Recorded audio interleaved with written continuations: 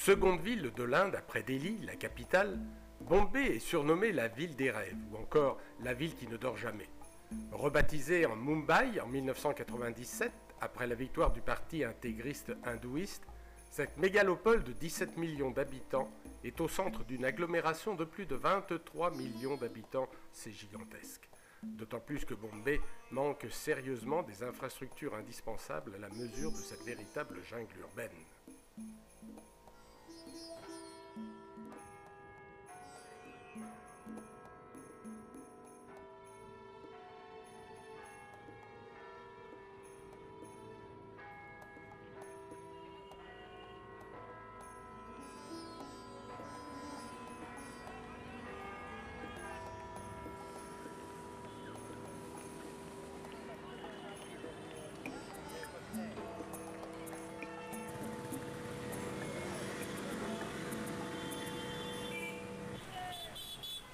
Tout comme l'université, entourée de verdoyants terrains de baseball, et sa tour de l'horloge, qui semble avoir une grande ressemblance avec Westminster à Londres, la gare Victoria, classée au patrimoine mondial de l'humanité, fait partie des monuments les plus emblématiques de Bombay, témoin d'un long protectorat britannique établi depuis la fin du XVIIIe siècle jusqu'au 15 août 1947, date de l'indépendance du pays.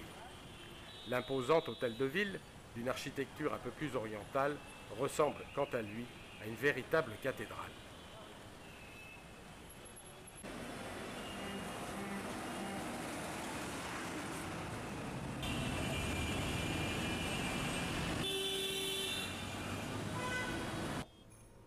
Voitures, bus, motos, vélos, rickshaws, piétons se partagent d'une manière plus ou moins anarchique les rues encombrées de Bombay. Y circuler est aussi difficile que dangereux. Le quartier de Colaba, tout au sud de la ville, plus calme, est le centre historique de la cité. C'est là que l'on trouve les plus belles demeures et les palaces les plus luxueux, à une encablure de l'ancien port, là où accostaient naguère les paquebots venant d'Europe. Bona Baia, bonne baie en portugais, serait à l'origine de Bombay, comme s'est appelée la ville pendant plus de 4 siècles, en s'abritant des vagues de la mer d'Oman qui borde toute la côte ouest de l'Inde du Sud, au fond de l'une des plus grandes baies du monde.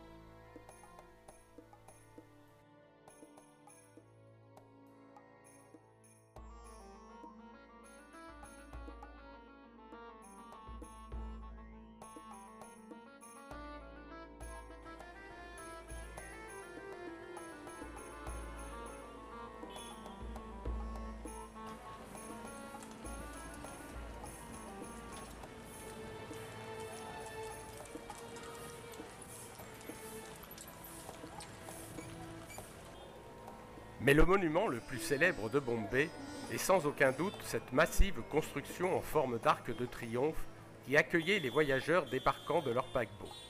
Il était considéré comme la véritable porte d'entrée de l'Inde. Inauguré en 1924 par le roi George V, ce monument reste le point de départ pour découvrir l'Inde traditionnelle.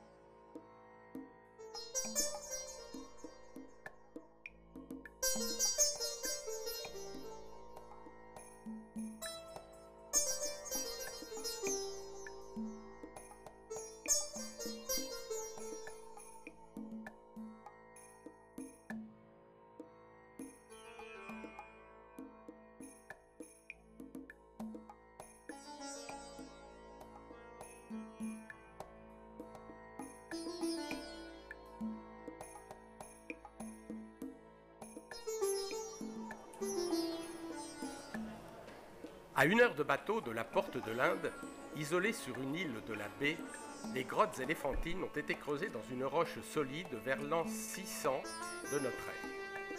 Ce lieu, aussi incontournable que symbolique, résonne de l'énergie spirituelle de l'Inde. C'est une série de grottes ordonnées selon la symétrie caractéristique de l'architecture indienne et remplie de sculptures, de dieux et de déesses hindous, des lieux très prisés des pèlerins, des touristes et des singes.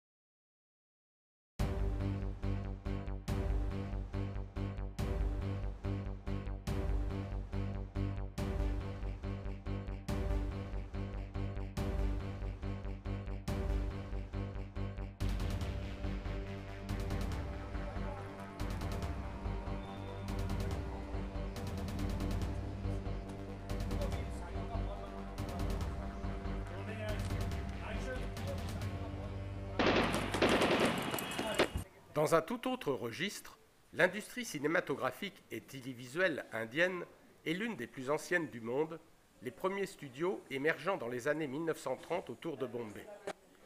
De grands films ont fait la gloire du cinéma indien au travers de superproductions grandioses, très colorées, et enchaînant d'inévitables séquences chantées et dansées de plus en plus spectaculaires, et qui ont acquis au fil du temps une notoriété mondiale sous l'appellation de Bollywood.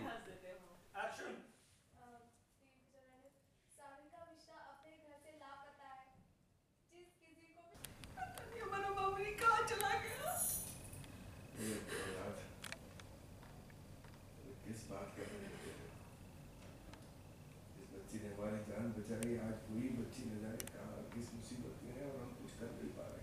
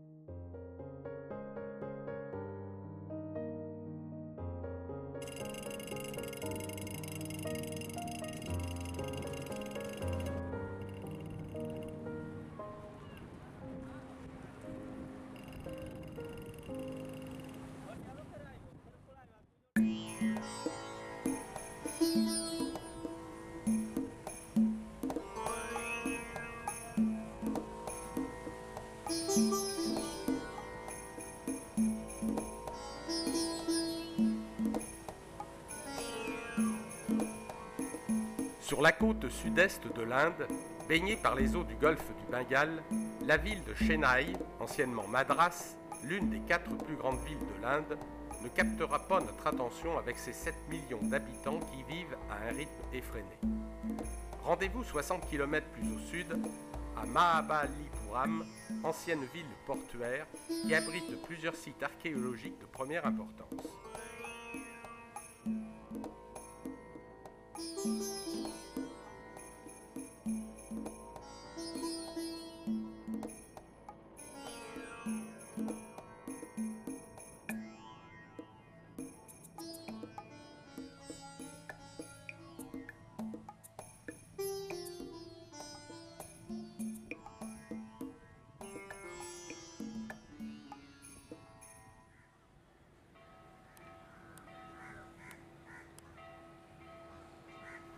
En surplomb du site archéologique de Mahabalipuram se trouve un énorme rocher à l'équilibre improbable et appelé Krishna's Butterball, en mot à mot la balle de beurre de Krishna. Il s'agit d'une roche naturelle colossale, plus ou moins sphérique, de 5 mètres de diamètre, pesant plusieurs tonnes, et qui repose dangereusement ainsi en équilibre précaire depuis des siècles, sans que l'on sache ni comment ni pourquoi.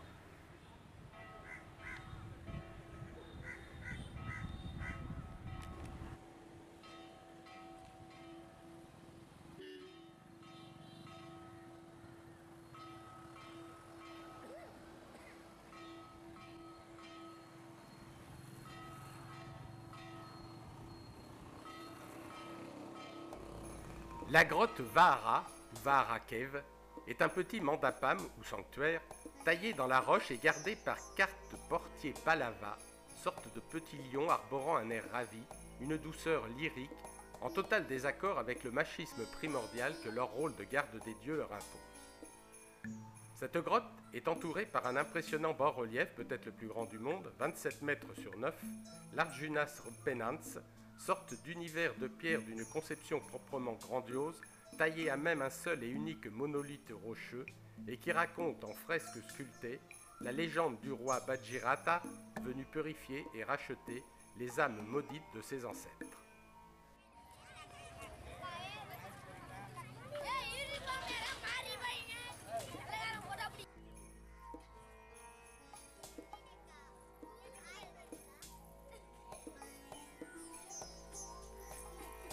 Le site archéologique le plus important de Mahabalipuram a été dégagé des sables du rivage il y a 2 siècles par les Britanniques.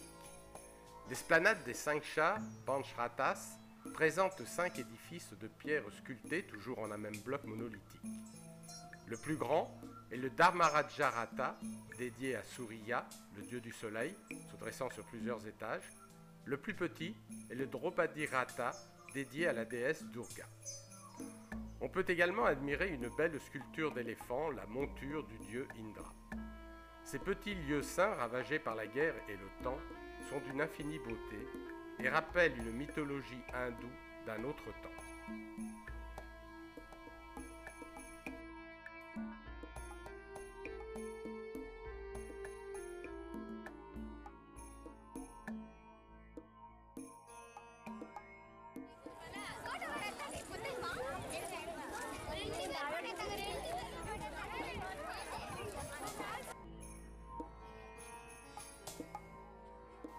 Enfin, le temple du rivage, Shore Temple, apporte le charme magique à Mahabalipuram. Dédié à Vishnu, le temple principal est entouré de 2 autres temples dédiés à Shiva, des divinités majeures de l'hindouisme et de la mythologie indienne, que l'on rencontrera souvent durant la traversée de cette région du sud de l'Inde, le Tamil Nadu.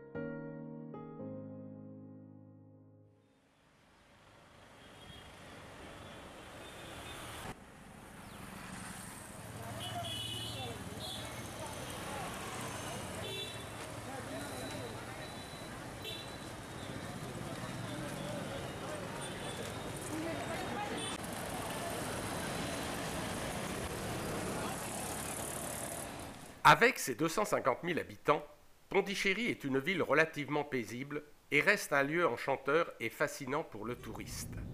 Blottie sur le littoral oriental de l'Inde, la cité est partagée entre la ville blanche, ancienne ville coloniale française, et la ville noire, ville indienne beaucoup plus chaotique, avec ses quartiers tamouls et musulmans aux effluves orientales.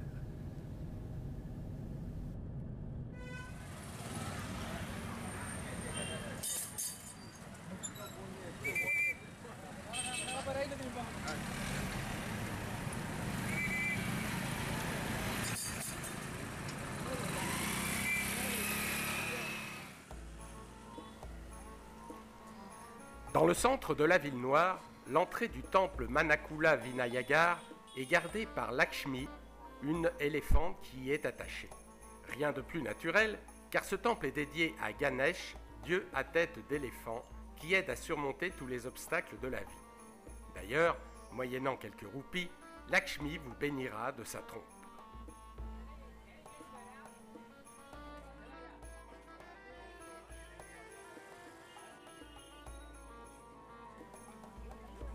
Le quartier tamoul a son marché très animé et très coloré, aux senteurs exotiques et épicées, et aux parfums de fleurs variés dont le commerce est très important.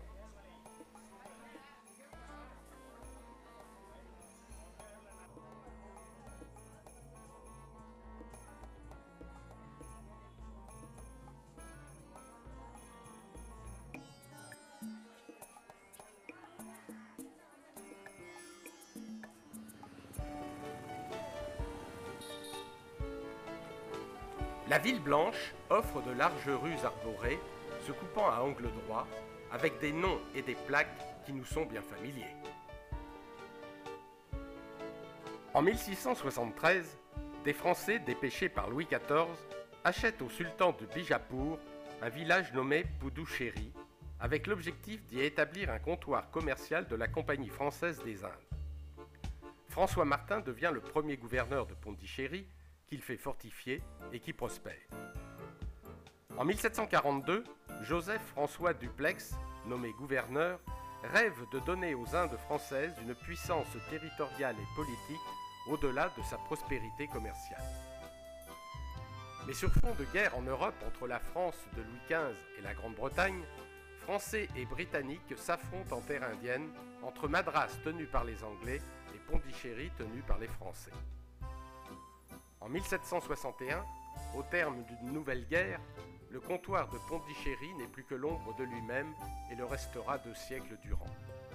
En 1956, 9 ans après l'indépendance indienne, Pondichéry est restitué à l'Inde par la France, mais conservera toujours des lieux, des souvenirs et des traditions bien français.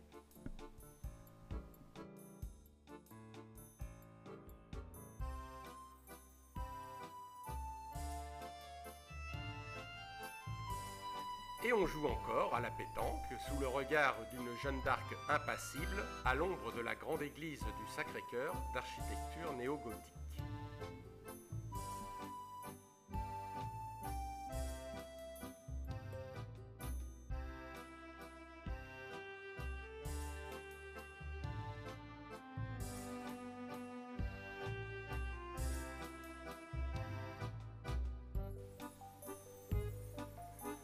Le long des rues de la ville blanche somnolent de belles résidences entourées de jardins.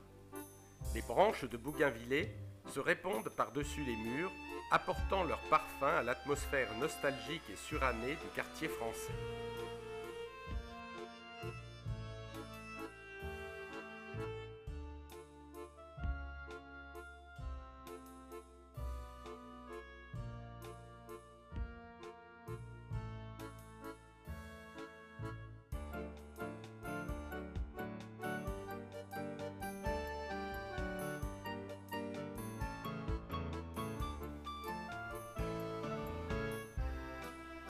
La cathédrale de Pondichéry, Notre-Dame de l'Immaculée Conception, fut construite par les Jésuites à la fin du XVIIIe siècle.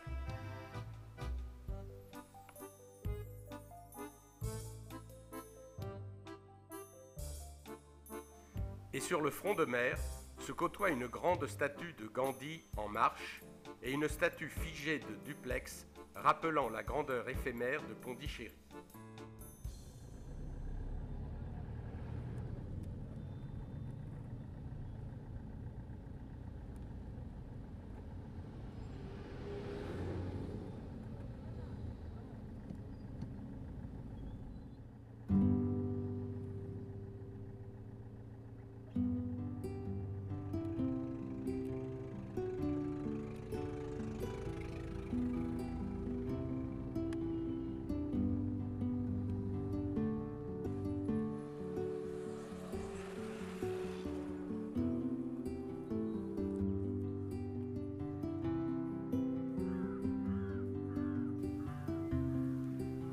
Au sud-est de l'Inde, la région du Tamil Nadu, qui signifie la terre des Tamouls, est le berceau de la culture tamoule et dravidienne, peuple venu de la vallée de l'Indus il y a plus de 300 000 ans.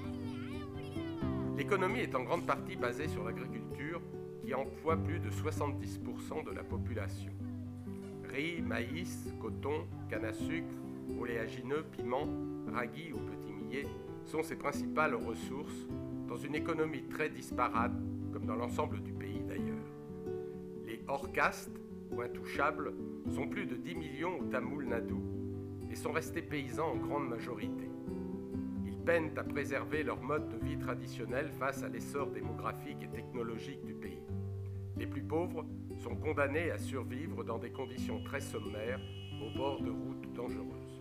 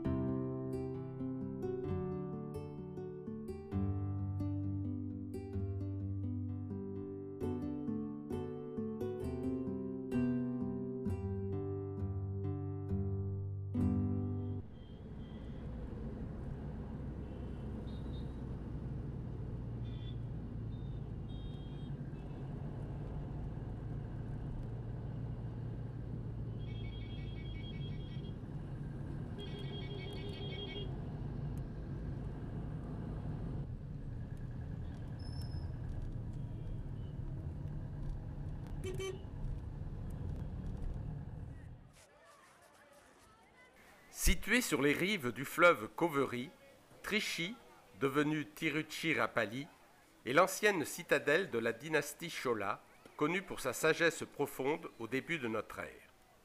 Le fleuve est sacré, au même titre que le Gange, et la ville est un lieu de foi fervente, la purification par l'eau étant le fait typique de l'action la plus religieuse, avant tout autre rite ou dévotion, planifiée par des prêtres spécialisés, moyennant quelques honoraires.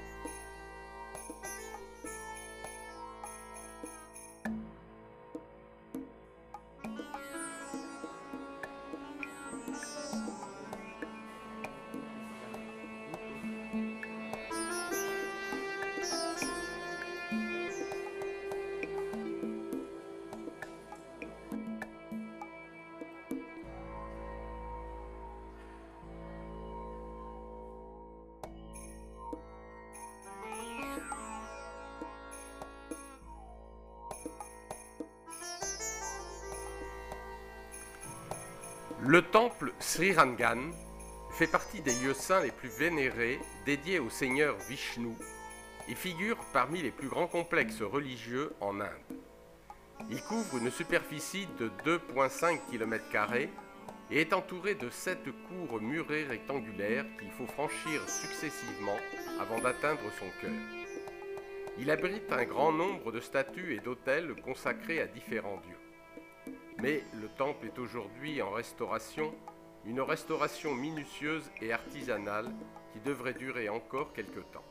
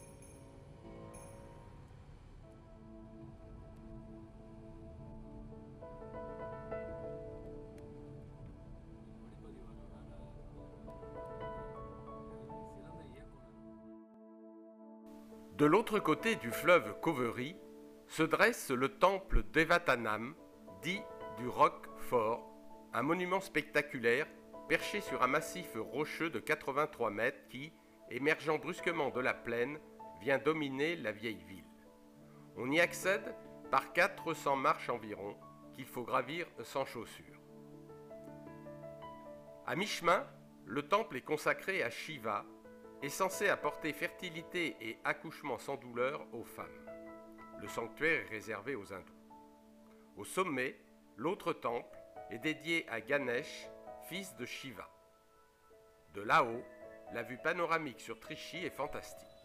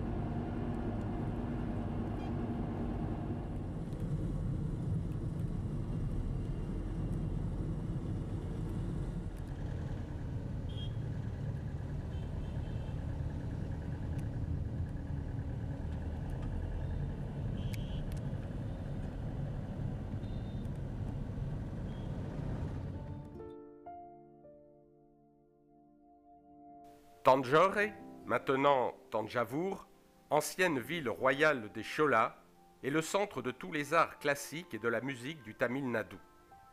Son palais royal, construit au XVIe siècle, abrite plusieurs collections d'objets de l'époque des Maharajas Marathes.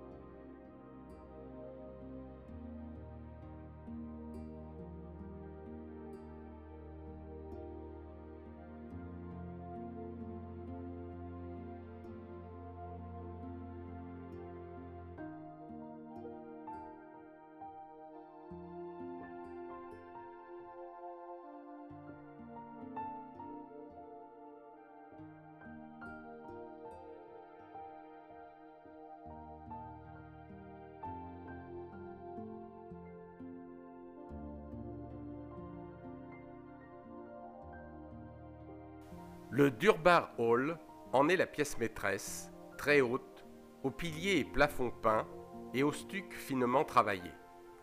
Elle était utilisée par les rois Nayaks et est maintenant transformée en musée qui conserve de splendides statues en bronze et en pierre datant du IXe au XIVe siècle.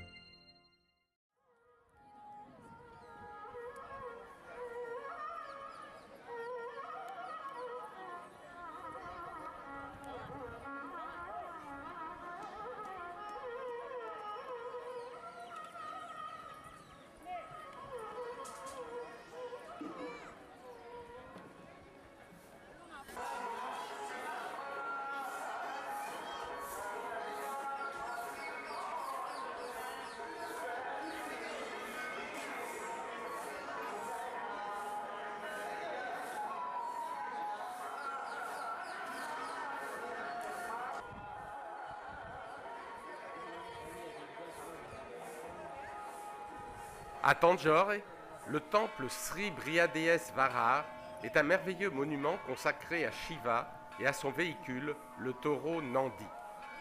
L'immense statue monolithique de Nandi est taillée dans une seule roche de granit noir.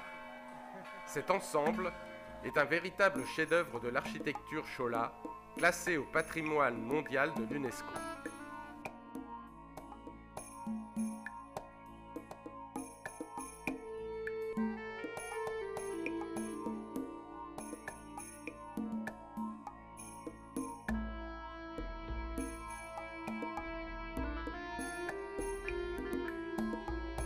La tour du temple mesure plus de 65 mètres de haut et date du Xe siècle.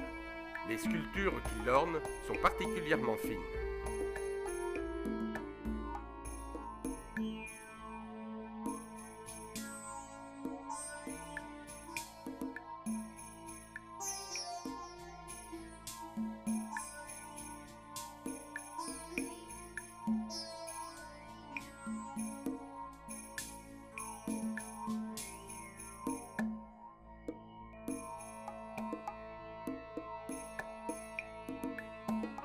De petits temples plus modestes, dédiés à Ganesh et à Murugan, les deux fils de Shiva, entourent le temple central de part et d'autre et sont reliés par des galeries ornées de fresques peintes.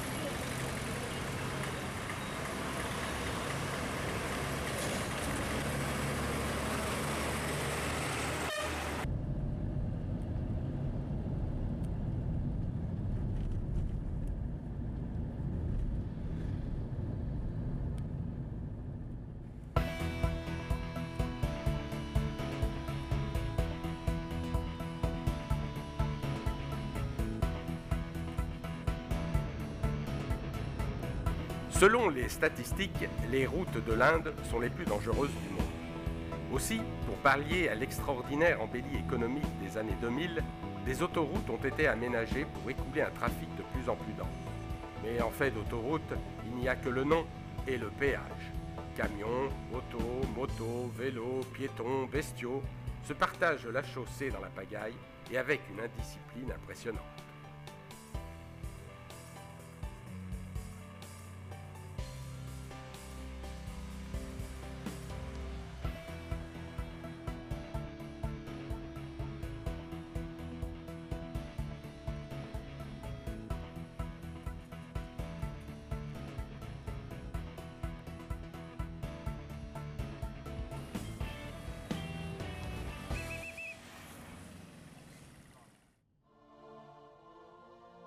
Madurai, la deuxième plus grande ville du Tamil Nadu, est un centre culturel et commercial important. La ville possède un riche héritage vieux de plus de 2500 ans, mais la cathédrale Notre-Dame, dominant la nouvelle ville, est beaucoup plus récente.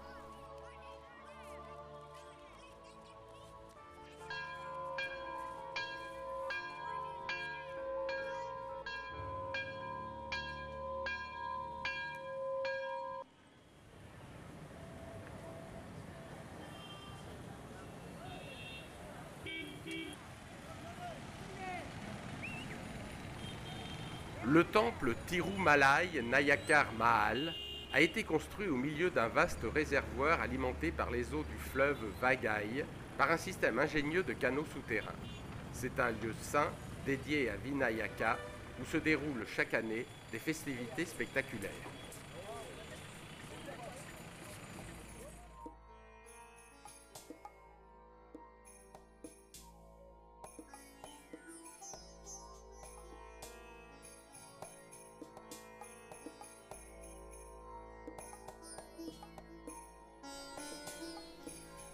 Le Gandhi Museum est un endroit tranquille où la mémoire du père de l'Inde, Mahatma Gandhi, est toujours très vivante. Il a passé plusieurs années ici, dans cette maison de Madurai.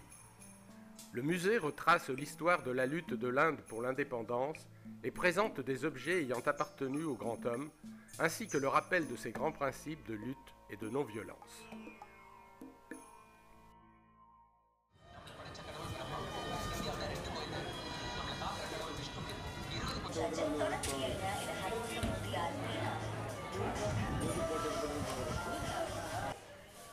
Comme dans beaucoup de villes de l'Inde, le marché aux fleurs est très attractif.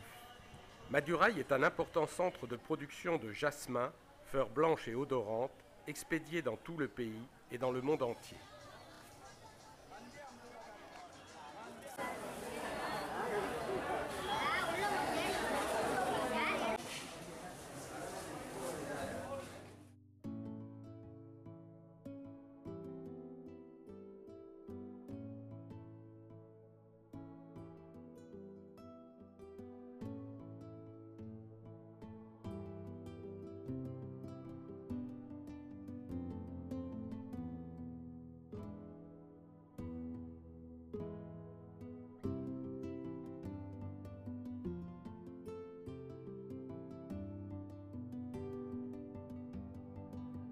Le palais de Nayak Tirumalai illustre au mieux le style architectural des Nayaks.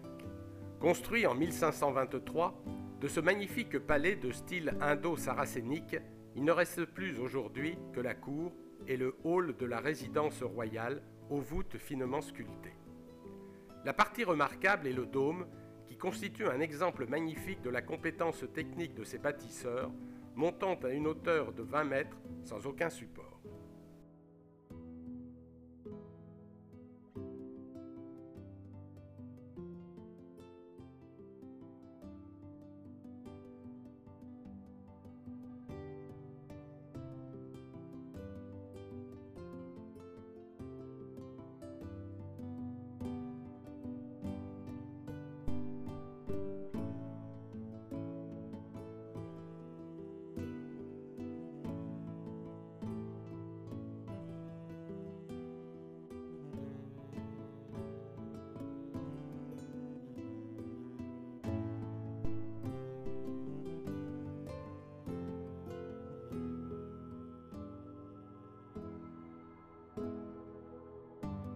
Les salles adjacentes ont été transformées en musée.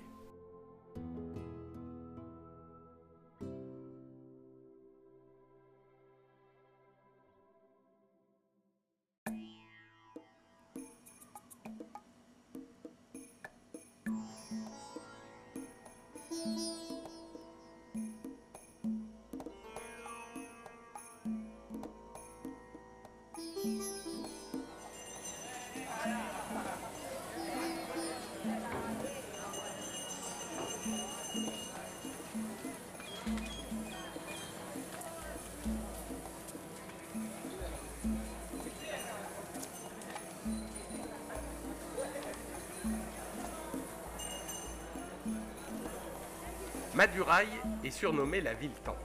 Voilà pourquoi. Le complexe du temple de Meenakshi, de style dravinien, est gigantesque, une vraie ville dans la ville. Construit entre le XVIe et le XVIIe siècle, le temple est dédié à Shiva.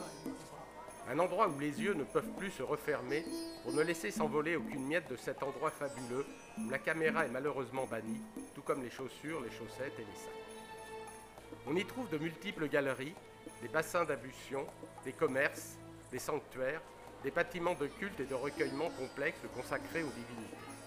Certains de ces lieux saints ne sont accessibles qu'aux hindous. Plus on s'enfonce à l'intérieur du temple, plus la ferveur religieuse est palpable. C'est l'un des lieux de culte les plus fréquentés de l'Inde. On y vient se marier ou se purifier. Même vu de l'extérieur, l'endroit est étonnant. 4 grandes tours pyramidales émergent à une hauteur de 50 mètres à chacune des 4 portes d'entrée du temple. Ce sont des gros puras. Sur chacune d'elles, des milliers de divinités sont sculptées, enchevêtrées, de toutes les couleurs et de toutes les formes, dans un style très kitsch. Le degré de détail est incroyable et chaque divinité est une œuvre d'art en soi, rituellement repeinte et reconsacrée tous les 12 ans. Ici, le temps s'est arrêté pour laisser place à l'explosion d'une vie religieuse très intense, contenue entre de hauts murs, la protégeant de l'effervescence environnante.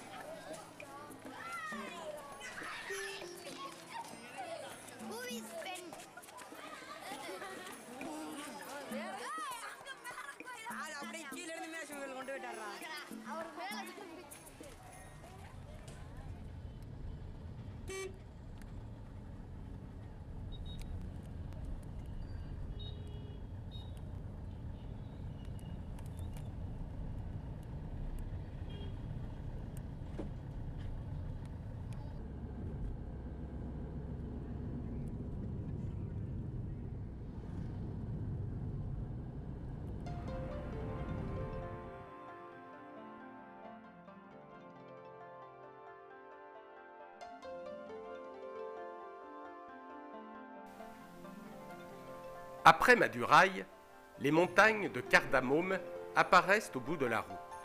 Elles marquent la séparation entre la province du Tamil Nadu et celle du Kerala sur la côte ouest. Dans les plaines orientales se succèdent palmeraies, plantations de coton ou rizières. Avant de quitter le Tamil Nadu, et comme le veut la tradition pour ceux qui peuvent, de grands panneaux publicitaires annoncent à toute la population le prochain mariage d'un jeune couple. Et ça tombe bien, c'est aujourd'hui.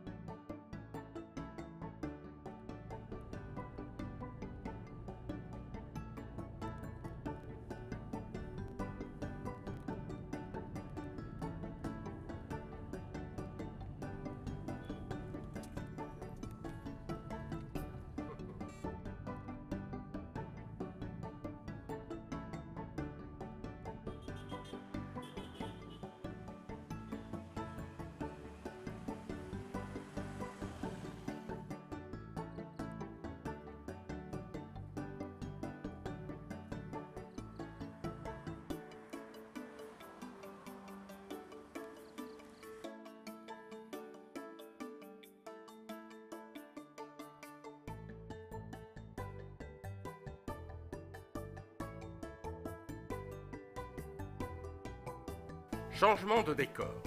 Les plantations d'épices, de café ou de thé à flanc de collines ont remplacé les cultures de plaine. Bienvenue au Kerala.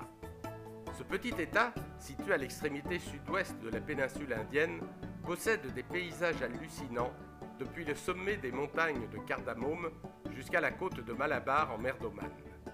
C'est une étroite bande côtière où les conditions économiques sont bien meilleures que celles de la plupart des autres États indiens. Aussi, les Kéralites considèrent leur État comme le pays du bon Dieu lui-même.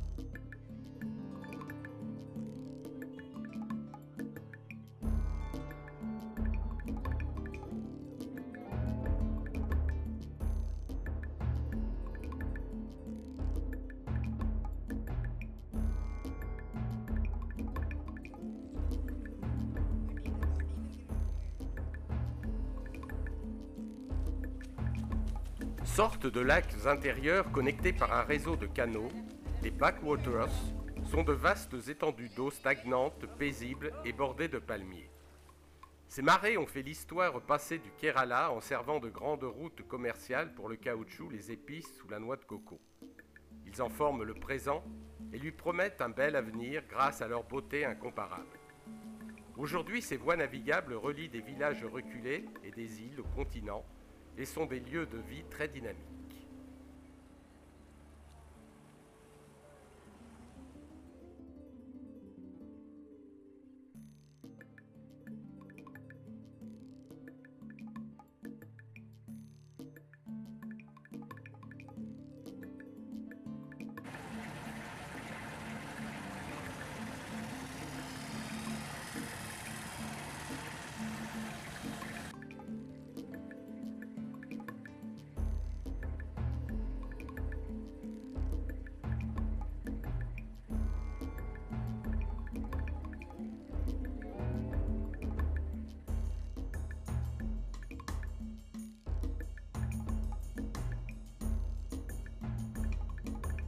À Kumarakonn, non loin de Kochi, un véritable labyrinthe de canaux et de petits lagons débouche sur le lac Vembanad, où l'on peut embarquer pour quelques jours sur de petits houseboats tout équipés et avec membres d'équipage, ou seulement le temps d'une croisière romantique au coucher du soleil.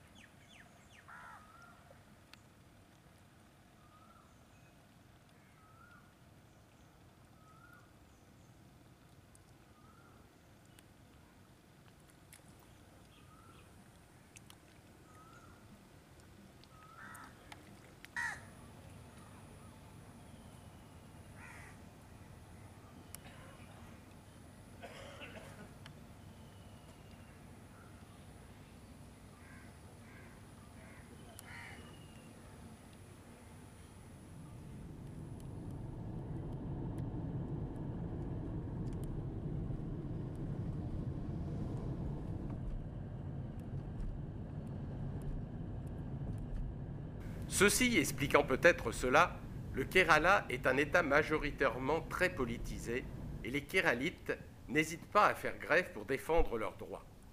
Depuis 1957, le pouvoir est aux mains d'un gouvernement communiste démocratiquement élu et les réformes menées ont permis de faire baisser significativement la mortalité infantile et l'analphabétisme. Les traditions restent toutefois ancrées avec ferveur et les habitants continuent à célébrer leurs fêtes traditionnelles avec beaucoup d'assiduité et d'entrain.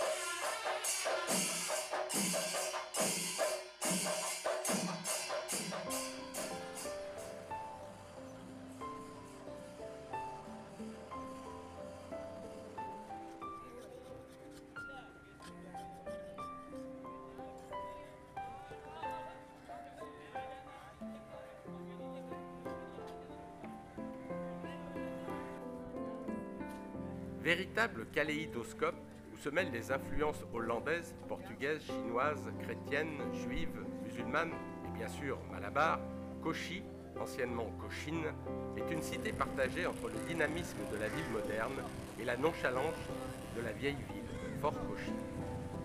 Ici, comme des totems d'un autre âge, des filets de pêche sont alignés le long de la côte. Ingénieuse invention importée par des marchands chinois au XIVe siècle, ces filets sont les plus efficaces pour la pêche dans les backwaters.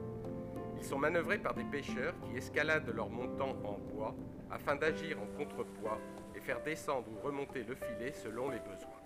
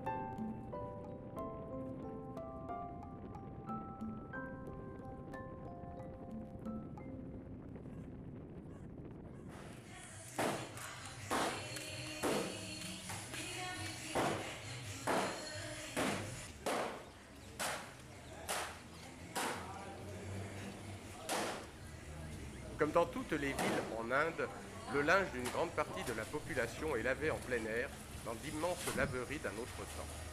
Si celle de Cauchy n'a rien à voir avec celle de Bombay qui évoque encore le Moyen-Âge, il est curieux de voir ces hommes et ces femmes qui s'activent au lavage, au séchage et au repassage du linge qui leur est confié par les hôtels, les administrations et les particuliers pour nettoyage.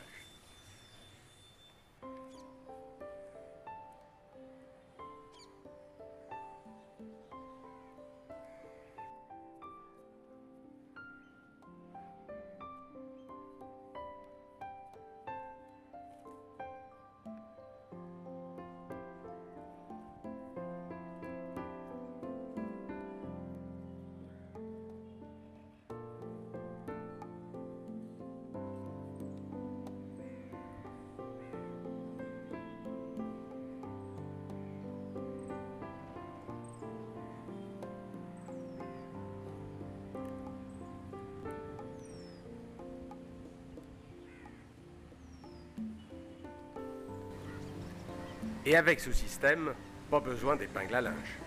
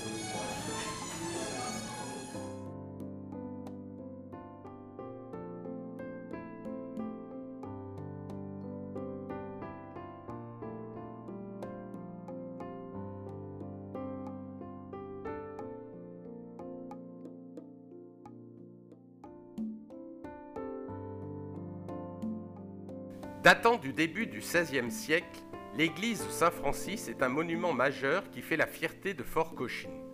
Vasco de Gama y fut enterré en 1526. Et de plus, c'est la plus vieille église européenne de l'Inde.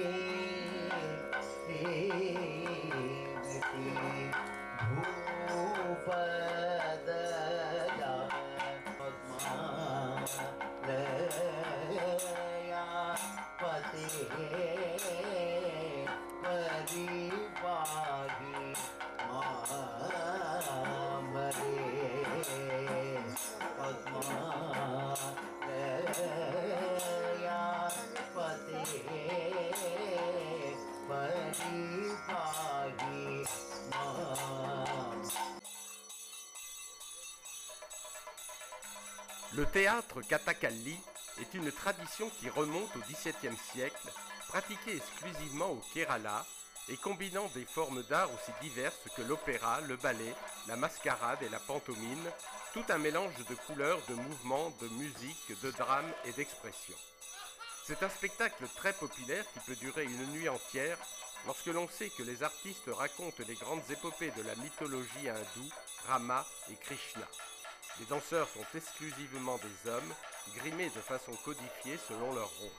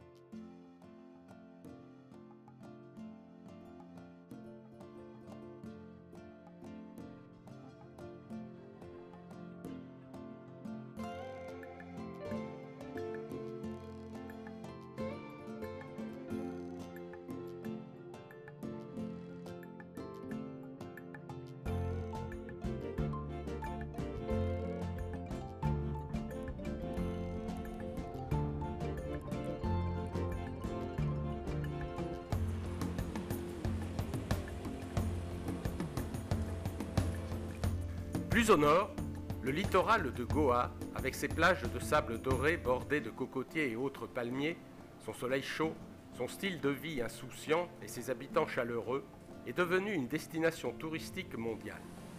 Dès les années 70, une foule de hippies partis sur les routes de l'Orient se sont échoués sur les plages paradisiaques de la mer d'Oman et certains ne les ont jamais quittées. C'est devenu la première destination touristique de l'Inde.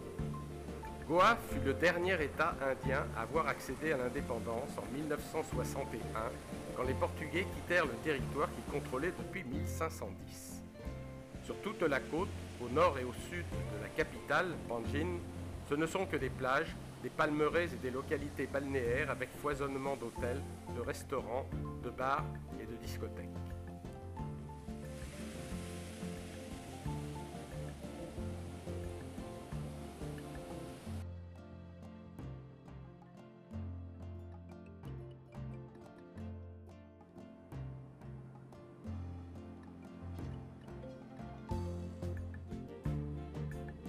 Les immenses plages du sud s'étendent sans discontinuer sur une cinquantaine de kilomètres, ponctuées par quelques villages enfouis sous les cocotiers.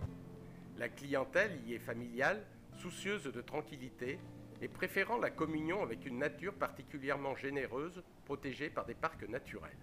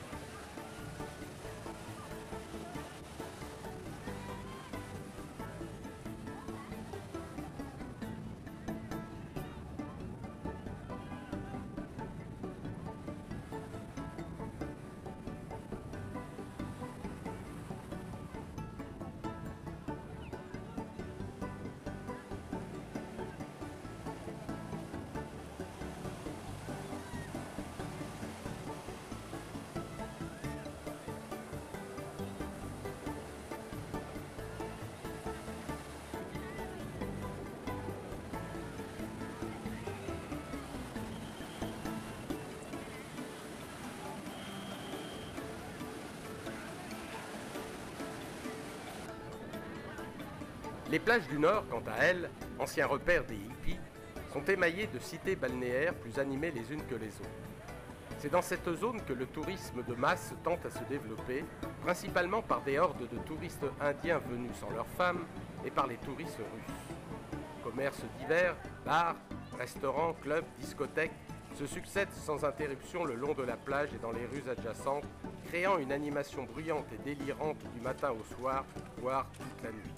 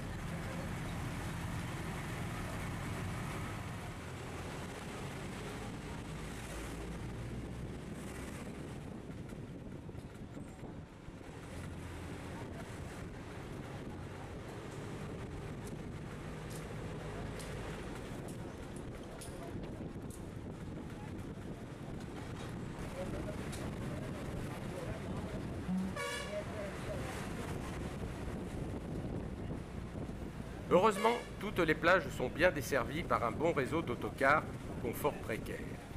Aujourd'hui, il faut fermer les vitres du bus car il croise un cortège de Holi, la célèbre fête des couleurs qui marque le début du printemps. Petits et grands sont armés de pistolets à eau remplis de poudre colorée et s'adonnent à des batailles en s'aspergeant dans la joie de peintures multicolores.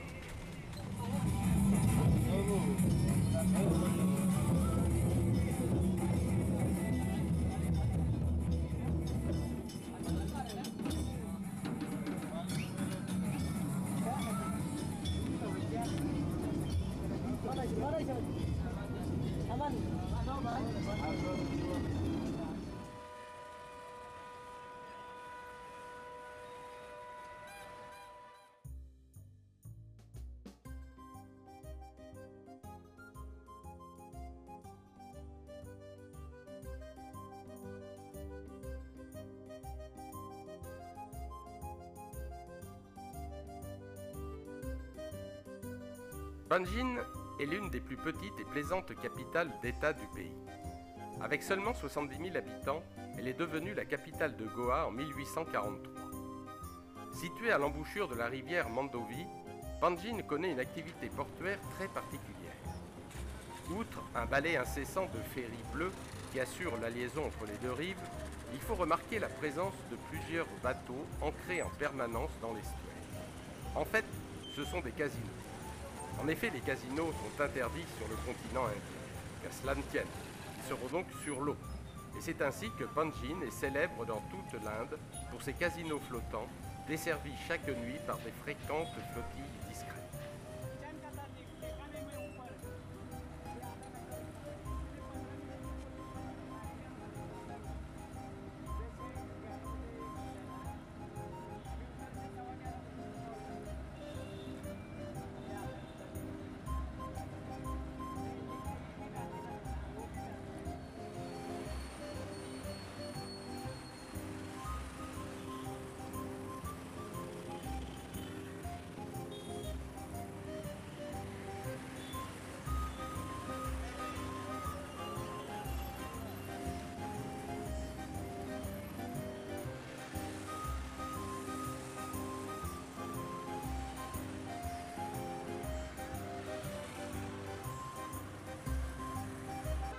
Panjin a su aussi préserver son héritage portugais.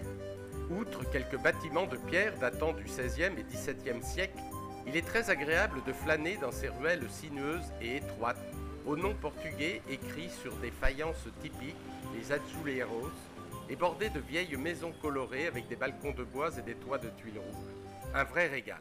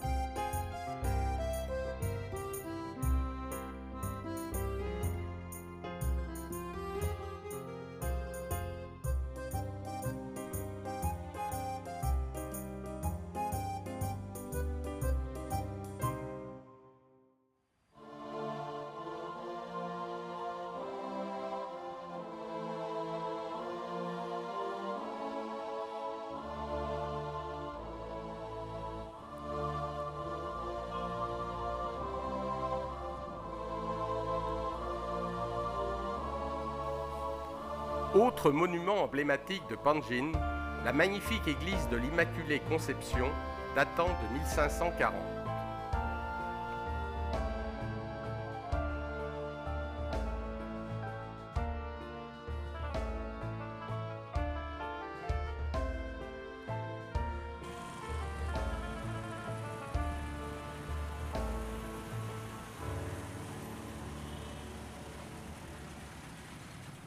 Mais le vecteur principal qui attire touristes et fidèles, c'est l'ancienne capitale, le vieux Goa, fondée en 1510 par Alfonso d'Albuquerque. Situé à 9 km de Panjin, Old Goa existait déjà avant l'arrivée des Portugais, entouré de murailles fortifiées et était prospère. Tous les monuments qui s'y trouvaient ont disparu. Sous le règne des Portugais, la ville a grandi en taille et en splendeur, rivalisant même avec Lisbonne. Après le transfert du pouvoir à Panjin en 1843, la ville fut abandonnée. Aujourd'hui, ce n'est plus qu'un petit village entouré d'énormes églises et couvents construits durant l'âge d'or de la ville et qui attire les visiteurs du monde entier. Pour commencer, l'église Saint-Cajetan a été bâtie par les moines italiens en 1640, nommés par le pape Urbain VIII pour prêcher le christianisme au royaume de Golconde. L'église de style corinthien est consacrée à Notre-Dame de la Divine Providence, son intérieur baroque est richement décoré. La basilique Baume-Jésus, construite entre 1594 et 1605, est devenue un jalon important de l'héritage historique du christianisme à travers le monde. Inscrite au patrimoine mondial de l'UNESCO, elle conserve les reliques de Saint François Xavier. Elle est richement décorée, peintures au mur, sol en marbre, autel recouvert d'or.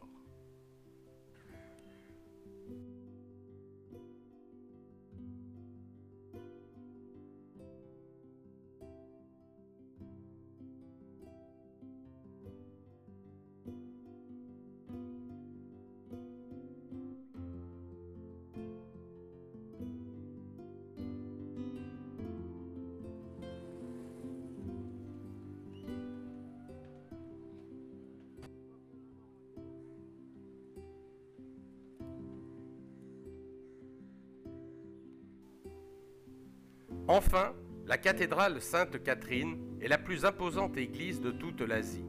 Les travaux, ordonnés par Sébastien Ier, roi du Portugal, s'étalèrent de 1562 à 1652. Elle devait se montrer digne de la puissance portugaise dans le monde.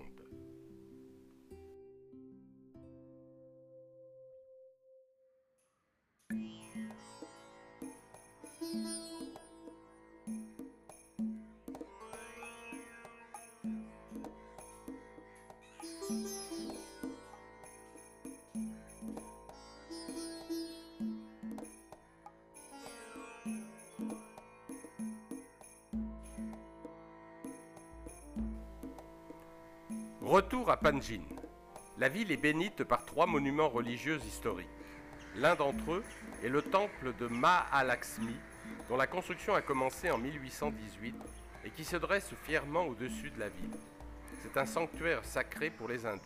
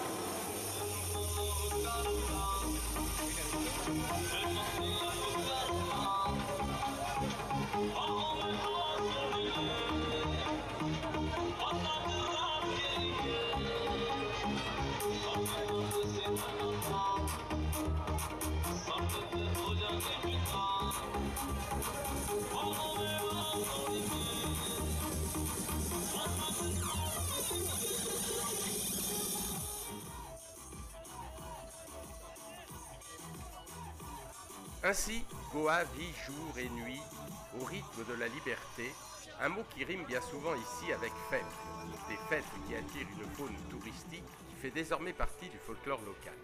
Et chaque soir, les croisières dites du coucher du soleil se transforment en discothèques flottantes géantes animées par un DJ performant qui fait danser méthodiquement tout d'abord les couples, puis les hommes entre eux et enfin les femmes entre elles, au rythme d'une musique techno venue d'un Occident omniprésent.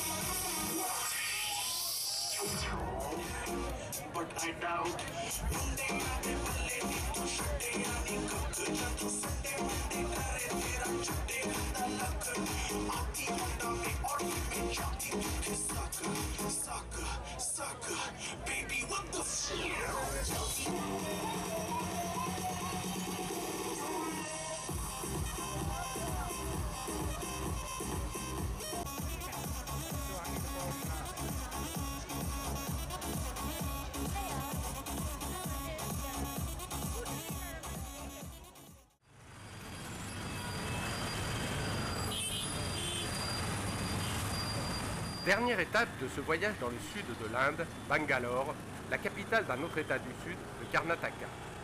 Bangalore est la 7e plus grande ville de l'Inde, avec près de 9 millions d'habitants. C'est un véritable melting pot de différentes ethnies et cultures et attire une population à la fois rurale mais aussi estudiantine et professionnelle. Considérée comme la Silicon Valley de l'Inde, elle fait convoiter toute une jeunesse avide de gagner de l'argent et d'adopter un mode de vie occidental. Pour satisfaire cette nouvelle classe moyenne, des fast-foods, des magasins de marque, des centres commerciaux, des restaurants et des discothèques ont poussé comme des champignons. Bangalore est devenue une ville atypique, moderne, libérale et hyperactive, une vitrine de ce que devaient être les métropoles indiennes dans les années à venir, avec tous ses avantages, mais aussi avec ses inconvénients, dont une pollution accélérée, que ce soit au niveau du bruit, de l'atmosphère et de l'environnement.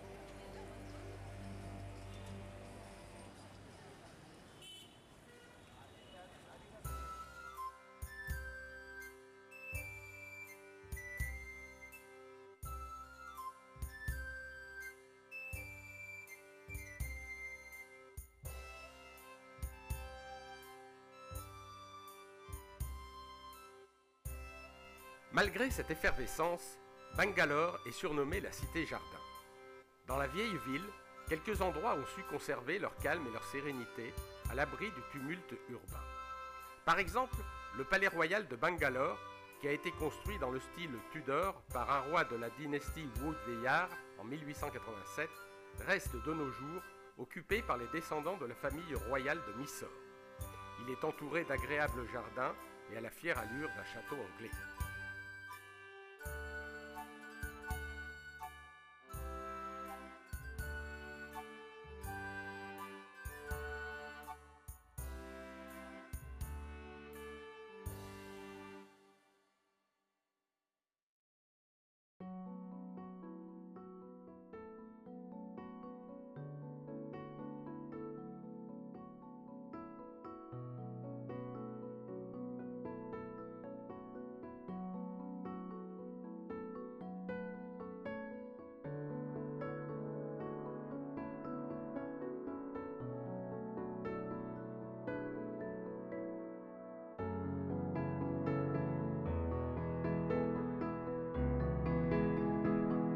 Les célèbres jardins botaniques Lal Bagh ont été créés au XVIIIe siècle et couvrent près de 100 hectares. Des arbres centenaires, des essences tant indiennes qu'étrangères, de permanentes expositions florales font de ce lieu un havre de paix très apprécié des Bengalis.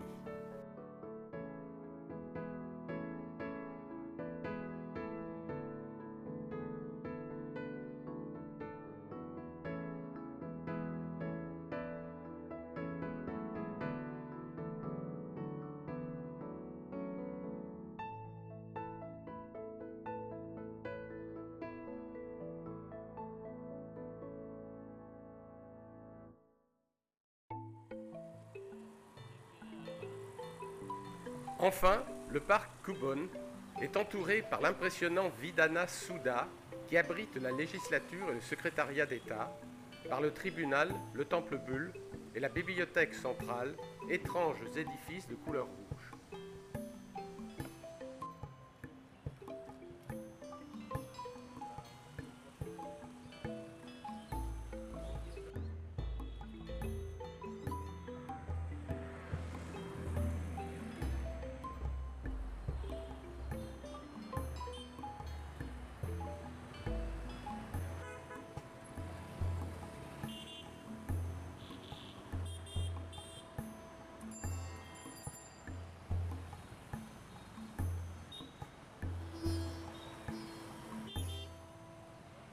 Mais les grues se dressent au-dessus des arbres. Bangalore se construit 24 heures sur 24, toujours plus haut, toujours plus grand, toujours plus luxueux.